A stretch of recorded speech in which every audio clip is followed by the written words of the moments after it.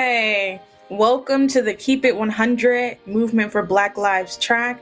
We're going to go ahead and kick things off, y'all, with some of the blackest, boldest, brilliant climate justice strategists we have. And so I'm going to hand it over to the Valencia Gunder and Colette Pichon Battle.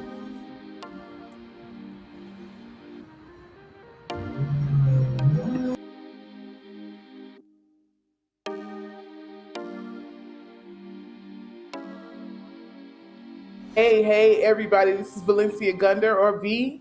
I use she, her pronouns, and I'm the national organizer lead for the Red, Black, and Green New Deal at the Movement for Black Lives. Bonjour, y'all. I'm Colette Pichon Battle. I am she, her, and I am with the M4BL Red, Black, and Green Deal. I'm super excited to be here with the front lines today. And of course, we're going to keep it 100. I'm super excited to share all this great, amazing information on how climate impacts Black lives. I hope you all are ready.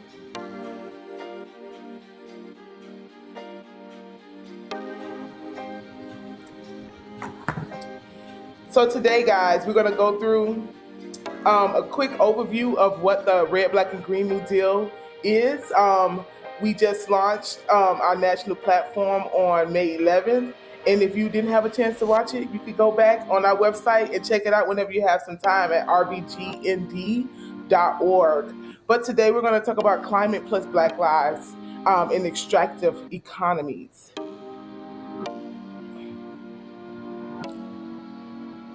Let's see.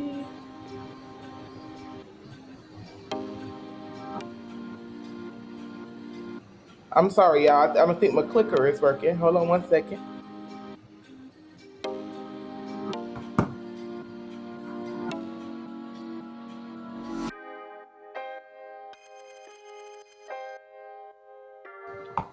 So the Red, Black, and Green New Deal, right? A lot of folks may not know what it is, but we're gonna learn today. That's the best part about it.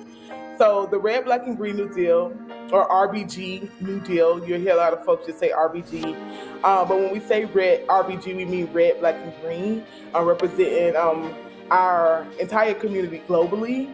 And in this initiative, it is an initiative, right? We always want to make sure folks know that, right? Because there's a lot of different parts to make this amazing thing of the movement for Black lives.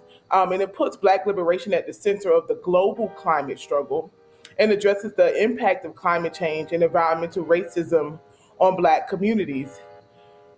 This Red, Black, and Green New Deal agenda proposes immediate action policymakers, corporations, and everyday people can do to fortify Black people, especially those most marginalized, such as disabled, chronically ill, trans, gender nonconforming, and intersex people from the uniquely racist practices of the fossil fuel industry. I am so sorry. I'm having the worst time with this clicker. I hope you all are giving me some grace. So, the RBG New Deal is housed at M4BL in our policy table. And this work is coming directly out of our Divest Invest framework. Yes, y'all know it, the Movement for Black Lives. We are fighting to defund the police and divest from any industry, any institution that is harming Black people. We have decided to take a strong stance on not sacrificing any Black lives, right? But also, we are putting out a call to divest from fossil fuels, right? And all of these harmful, dirty companies that are harming Black communities, that have been harming us for a very long time and using our bodies to, tear the earth up. And now we're here, right? And we are definitely asking for our government, for everybody to invest, right, in the community needs inside of the Green New Deal.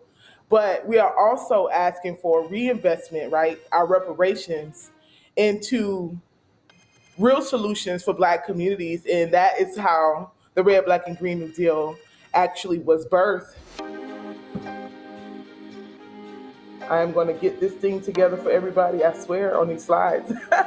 So the Red, Black, and Green New Deal initiative is a project of the Movement for Black Lives, but it is anchored by the amazing Gulf Coast Center for Law and Policy. Shout out to Colette. Woo! and governed by the M4BL policy table and the RBG New Deal working group. Yes, we do have an amazing working group full of Black climate leaders from all over. And we are always looking for more folks to throw down with us, but we'll tell y'all that information a little bit later.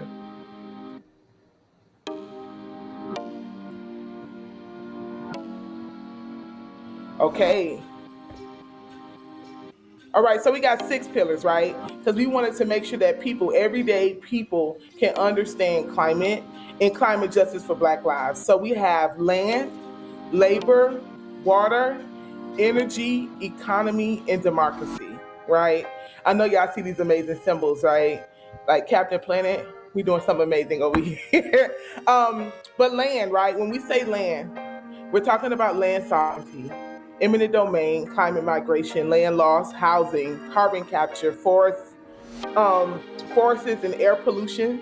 For labor, jobs, local hire laws, health, education, disaster planning, and preparedness, worker rights, right? We hitting it all, y'all.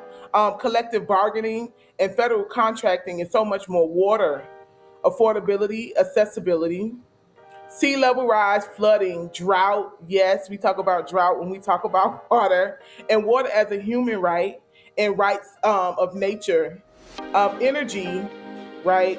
Of course, renewable energy, solar and wind, public utilities, market based solutions, environmental pollution and relocation, economy, disaster recovery, transportation, corporate accountability, brownfields and Superfund sites, false solutions and debt elimination, and democracy. Yes, I know y'all probably like, how does climate and Black lives relate to democracy? This is why we're here, right? Voting rights for climate migrants, right? Census redistricting, disaster impacted places, y'all. It's so much happening, so much voter suppression happened after disaster, and self governance and the Stafford Act changes. Okay, I think I got it down now, y'all, with these slides. All right, so with the RBG New Deal, we created a national Black climate agenda, right? This was super important for us as we wanted to build out the RBG New Deal. And what is it that we're asking for, right? We know what our pillars are, we know the issues, we know what we need to teach, but what are we asking for? What is the accountability? What is the ask, right? So honor the water. In its simplest form, water is life and should be honored as such, right? Democratize energy. We must transition from extractive energy systems, we're going to learn a whole lot about that today, to sustainable ones, constitutional protection of community controlled energy as a human right. Free the land. Land is tied to dignity and care for Black communities. Reimagine and redefine labor. The roots of the climate crisis is in an economic system that encourages unlimited extraction, which is horrible, unlimited production, and unlimited consumption. In extractive economy and restore stolen Black capital. Generations of racism, economic divestment, and targeting must be acknowledged and addressed. Advance democracy for the people in the planet, right? So we need to do both, right? We got to save the planet. And you already know when we save Black people, we're going to save everybody else anyway, because that's what we do. The climate crisis requires the voice and engagement from the country and collective engagement of the people, right? Rooted in the right to breathe, right? Yes, y'all, we deserve to breathe and we will breathe. That's why we're here. Black people are dying because we can't breathe. For over policing to toxic air. Oh, wait, moving too fast. Water and soil pollution. The targeting and devaluing of Black communities must stop, right? Declaring of climate and racial urgency. This is a moment of our history that cannot be denied, silenced, or forgotten, right? We are in it right now. Climate change is not coming. Climate change is happening right now. We are feeling the impacts of it right now. And the global South solidarity. So yes, I live here in the colonized United States of America. So does Colette. But this RBG New Deal is inclusive of all of our brothers and sisters globally, the whole entire diaspora. We are asking everyone to stand in solidarity. We are standing in solidarity with the global South and understand the role of the U.S. economy and political interventions have played in creating wealth disparities and climate impacts, right? We know what our government is doing, pumping our tax dollars into things that are harming our brothers and sisters all over the world. And we are going to speak up against that, and we will stand in solidarity with our brothers and sisters everywhere. So, this is, I hope y'all ready, right? I'm always super excited when Colette starts to teach. And we're about to get into some deep teaching right now. So I'm gonna pass it over to Colette. Thank you so much, V. And I'm getting a little bit of a lag in my ear. I don't know if that can be helped with tech. Anyway, I am Colette, and I'm going to talk without this in my ear. And I'll just say that I'm going to talk a little bit about extractive economies. And inside of understanding a broader concept of extractive economy is extractive industries, where we're talking about fossil fuels, oil and gas, coal, etc. Next slide, please. And we can, yes. So, what we're really talking about when we think about the climate crisis is what is accelerating this issue of our planet's warming. And the planet is warming because we're putting up greenhouse gases. They're getting trapped in our atmosphere, and our the gases in the atmosphere is making the. I'm really sorry. This echo is very distracting. Okay. Comrade, So maybe trying to take what your we're headphones out. Probably taking your headphones completely out probably could assist with that. I hope. okay. I hope everybody has a little grace for us. All right. Okay. Yeah, it's still echoing, but it's not in my eardrum. Okay, so anyway, when we're talking about greenhouse gases getting caught in the air, we're talking about gases that make our atmosphere warm the entire planet. And so when we are looking at greenhouse gas emissions, carbon dioxide, methane, nitrous oxide, that's the name of these gases, well, they're coming into the air with the drilling of oil, gas, and the extraction of coal from the earth. And these fossil fuels are, when they're extracted, they release these emissions into the air. And when they're burned, they also release these emissions into the air. And because of all of this going into the air, the greenhouse effect is actually holding these gases that are getting warmer and warmer into our Earth's atmosphere. And the globe is warming. This is global warming. It's actually a description of what's happening to the planet, which is a warming because we're putting all of these gases into air with human activity. Next slide, please. And so we have to ask, what are we using the materials for? We're using these carbon dioxide, especially, it's being emitted into the air because of our energy use. And this is a chart to show you how NASA has tracked our carbon dioxide emissions into the global atmosphere from the 400,000 year mark to the present day. And so what you can see on this slide is carbon dioxide in the air, and it's really staying, it's going up and down, but it's staying below a certain mark. And this mark is really sort of our life and human history, the conditions of carbon dioxide in the air as humans are evolving and coming onto the planet. But if you look at that part where it says 1950 and you see a peak of carbon dioxide going above that median line, you see that this is the impact of the industrialization. So as we're going into the industrial revolution, as we are emitting and extracting, as we are building more and more, what we're actually doing is putting more carbon dioxide into the air. Now, it takes a second for this stuff to swoosh around and to begin to warm. But what we see at the 1950 mark is that we're passing levels that we'd ever been at before in 400,000 years. And the worst part of this chart is that we're just going up. There's no more of that fluctuation going up and down. It's now just going up. And carbon dioxide, we hear people talk about it a lot. It's one of the biggest greenhouse gases and contributors to the climate crisis, but not the only one. Next slide, please. And so you can tab this a few times. So we're talking about the impact of dirty energy on this climate emergency. And the industries that are at the heart of the climate crisis are also at the heart of the environmental racism, environmental justice crisis. So the same companies and industries that are emitting all these greenhouse gases into the air and accelerating the climate crisis are also emitting thousands of types of toxins and poisons into soil, water, and air that is right next to 80% of the time Black communities and 100% of the time poor communities. And so if we address the climate crisis, we must do so by actually addressing environmental racism.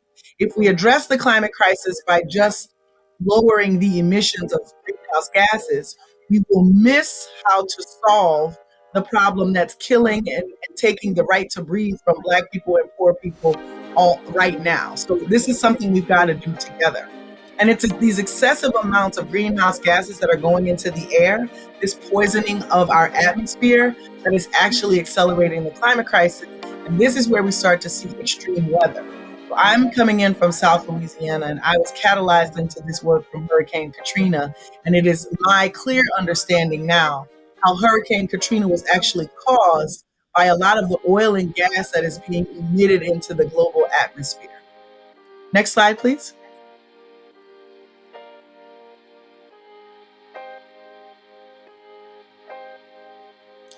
And so when we talk about extractive industries, we're absolutely talking about oil and gas.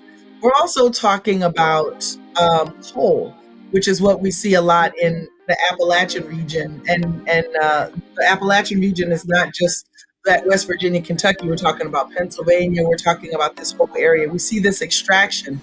And this extraction is really incentivized by unlimited use, unlimited growth, and unlimited profits. And this is therefore talking about our economic system. We're not just talking about oil and gas and coal of the earth, which is a problem. We're talking about a philosophy of extraction that is at the root of our economic system. Next slide, please. And that philosophy of extraction is really at the root of the beginning of this country. Oh, and this is just a photo to show not only are we talking about this philosophy of extraction in oil and gas, but we're talking about extraction as it relates to our social systems. So this is a picture of a bird here in the Gulf South after the BP oil drilling disaster in 2010. And right next to that bird that died in that heavy crude oil is prison labor. And prison labor that was used to clean up the heavy crude oil. And as you can see from this picture here, it's prison labor with no protective coverings and no safety gear. And this is heavy crude. This is toxic stuff that free prison labor is being asked to clean up. Great. I think I got the sound away. Okay, next slide, please. Yes. So when we talk about extractive industries and extractive economies, we have to remember one thing. At the heart of this climate crisis is a philosophy of extraction that we first saw used at the beginning of this country, with the extraction and devaluation of Black people into enslavement that was only really understood as a value and profit-making tool for a slave holder. And this same type of valuation or devaluation of Black lives is why we still see the extraction of Black people from their communities for-profit institutions like the prison industrial complex. And so this same use of Black bodies for the profit of a system, or for the profit or for private profit, is continued and really at the root of this climate crisis. And so we have to use and understand that we're not just talking about extractive industries, but we're talking about extractive economies as a broad understanding, so that you understand that the fight to shut down prisons and to shut down and to stop fossil fuel extraction is the same fight. This is a map of CO2 emissions by country. The dark colors equal a lot, the light colors equal a little bit. And if you don't get anything from this map, get this one piece. The dark colors, the United States, China, Canada, Australia, maybe a little bit Russia, Brazil. These are the spaces that are emitting a lot of greenhouse gases.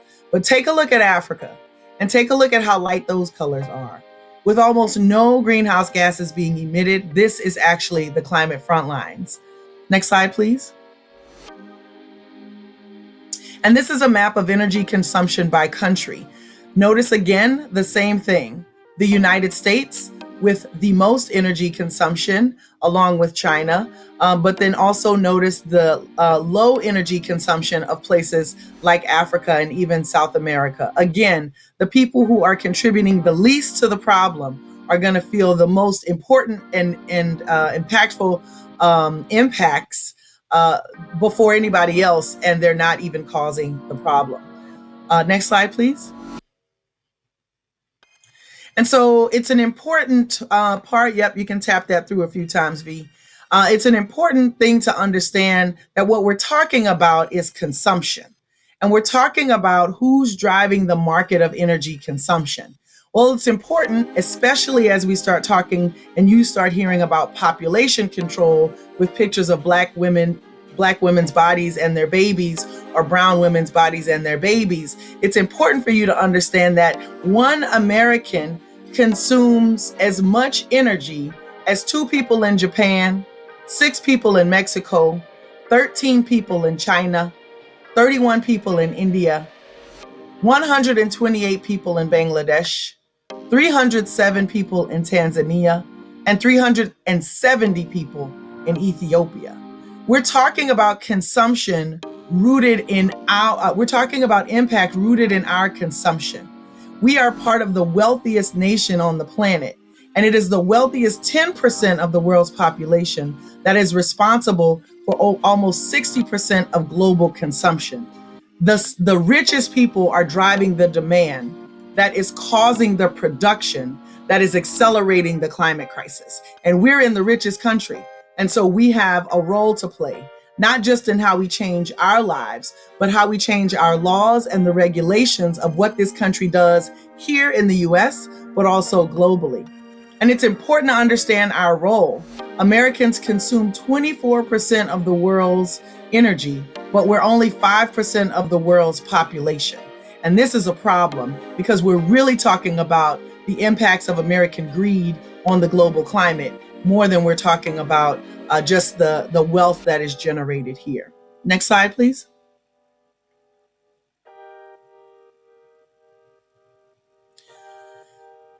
And so as we continue,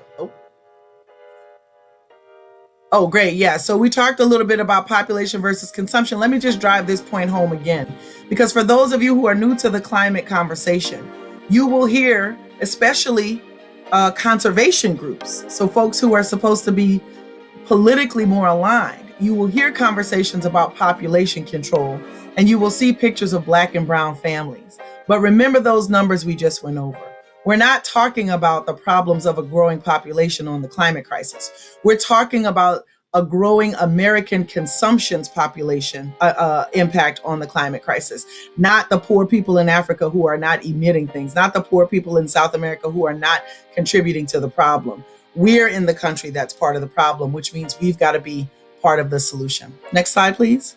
And we're going to talk a little bit about energy burden, because what most of you don't understand yet is how this climate crisis connects to your everyday life. But yeah, you can go ahead to that next slide. But what you ought to understand, especially if you live in a Black city, especially if you live in New Orleans or Atlanta or Philadelphia or Pittsburgh, especially if you live in an urban area, what you need to understand is that the energy that is being produced the dirty energy that's being produced as it's poisoning all of the communities next to it and advancing the climate crisis, it's also making a big profit off of you. The highest energy burdens, which means the amount of money you pay out of your income for your energy, the highest energy burdens in this country are in Black cities and hit Black communities. This is an issue for us to be a part of the solution on, because this is not just about saving trees and polar bears and birds, although let's be clear, it's important to save them too. This is about us getting control of our economic power and understanding how economics is connected to this philosophy of extraction and how we are still being used to create profit for private industry and for other people. But now, not just to the detriment of our humanity, this time it's to the detriment of the planet. This energy burden chart shows all of the cities with the highest energy burden. And what is not a mistake are that the Black cities are at the top here. Next slide, please.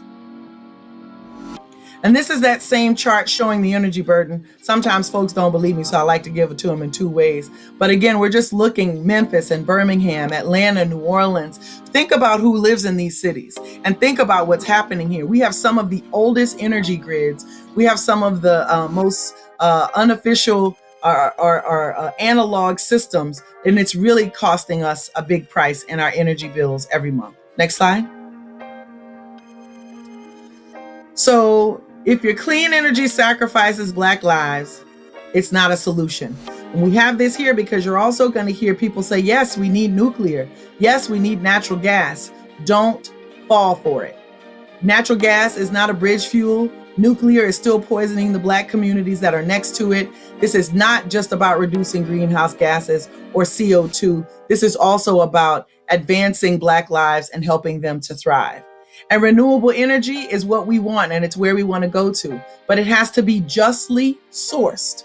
So a lot of these solar panels are being used from raw materials coming from South America and Africa, and they're causing war sometimes when they're not used or extrapolated from in the right way, in a just way. So we don't just want solar panels. We want justly sourced renewable energy materials that are not impacting other Black communities and other global South communities around the planet. Next slide. There are lots of types of renewable energy. Just in the interest of time, let me tell you, we're talking about wind, we're talking about solar, we're talking about hydroelectric that is fair and beneficial. We're talking about geothermal, using the Earth's heat naturally, and tidal energy.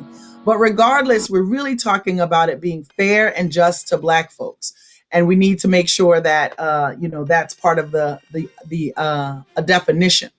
But what we're not talking about is false solutions. So when you hear the words carbon capture and sequestration, biomass and incinerators, gas or natural gas or geoengineering, you should be concerned. And if any of these things come to your community, you should resist with all your might. And if you need any help at all, you should join us in the Red, Black, and Green New Deal Working Group, because these are the things that are going to come your way. They're going to promise economic potential for your community, and they're going to poison you even faster than the other stuff. So we need our people to be aware of what's coming as folks just figure out a way how, even in a climate crisis, to make more money off of us. With that, I think I turn it over to Valencia. I'm excited to see some of you join us in the working group. Yes, thank you so much, Colette. I always learn something new every time I see that presentation. And if you all like that presentation, understand that we have so much more to share with everybody. And if you want to get down with helping us build the Red, Black, and Green New Deal, we ask you to come on. Come on, we got space for you, right? So the Black Hive is for our Black comrades who are working on climate in the US or globally. Honestly, if you're working on any of those 6 pillars, we want you, right? You can click on this link. We'll make sure it's available for you to join us. And you can also find this information on our website. And then for our non-Black allies, we have space for you too, right? We have a non-Black allies working group. And we ask you all to join us, right? We want to be in solidarity. We do need support from other communities and cultures, and we want to make sure people know and understand that we are willing to work together, but we also are in this fight with Black leadership, and we're centering Black communities. And be on the lookout. We got a whole bunch of stuff happening, right? First off, in this month, we're gonna be popping off with our Black Lives, Climate Plus Black Lives People Movement assemblies, right? So good. Come be a part of the process. In June, all June, right? Black Climate Wednesdays. These will be on our website. You'll be able to register and be a part of these things. And then July 1st to November 1st, we'll be having the National Black Climate Pilgrimage, right? Mind, body, and soul, right? How does this thing relate to mind, body, and soul? Come join us on this journey. In October, we'll be having a Black Climate Leaders Summit in St. Louis. If you all want to just hit me up and have a conversation, you can hit me at my email, valenciagunder@m4BL.org, or just check out our website, rbgnd.org, and you will find out so much information. You can figure out how to join us, how to participate, how to lean in, and how to get into this work. We want you all to join us, and thank you all so much. And everybody give a high five to Colette for all that great knowledge she just shared with us. And I hope to see you all soon. Thank you.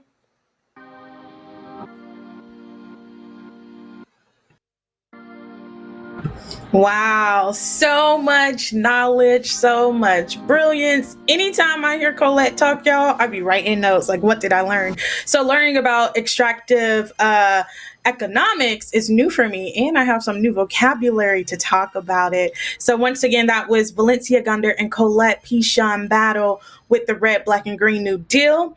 And now, y'all, we have a break coming up, and I'll see you soon, and we're going to talk about the Breathe Act.